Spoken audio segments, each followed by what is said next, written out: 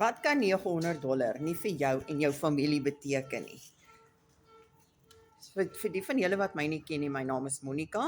Ek is 'n voltydse paralegal en ek en twee van my seuns en ons 3 vierbenige kinders woon in Mountain View, Pretoria. Ewen vir 'n voltydse paralegal is my paycheck net te klein. Kan ek nie survive met net een inkomste nie.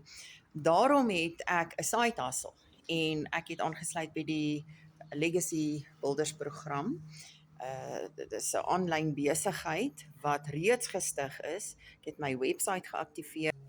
So kan jy ekstra inkomste genereer en 'n verskil in jou familie se situasie maak.